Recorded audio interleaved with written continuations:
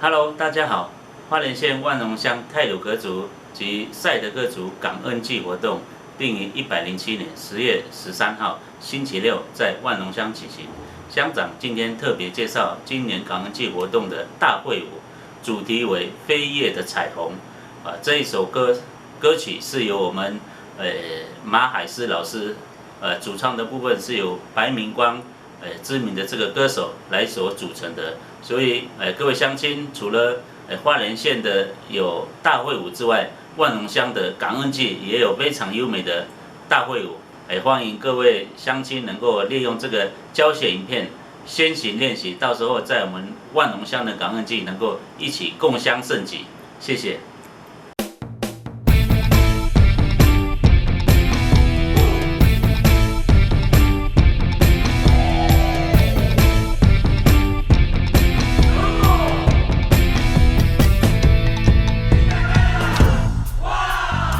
Bergerak sama tak senau, bergerak terminun tak kuyuh, dan mengau garuda demi hauku sekar lenau.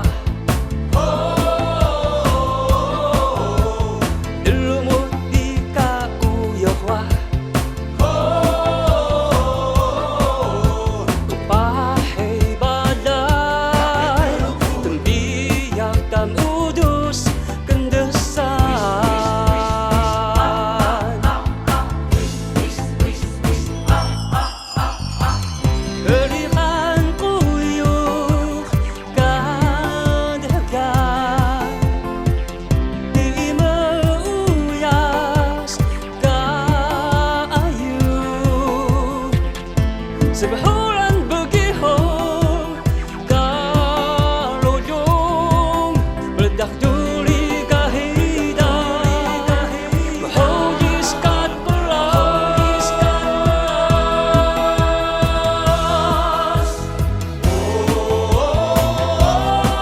suyang bikarat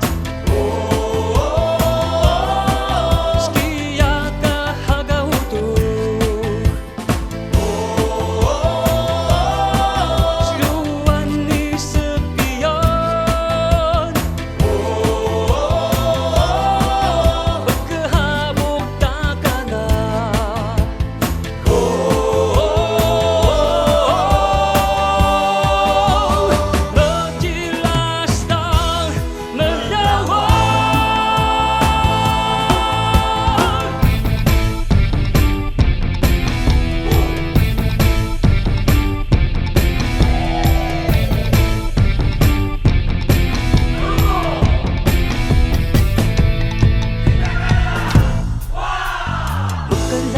sama tak senau, bergerak terminun tak kuyuh, dan mengau garuda demi hauku sekar lenau.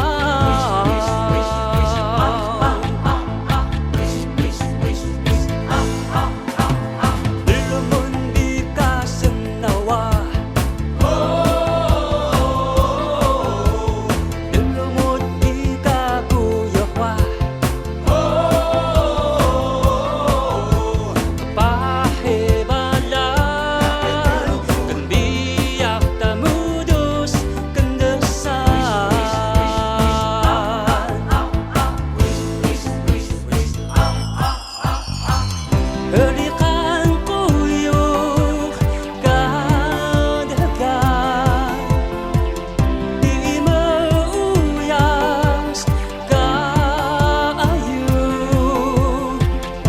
So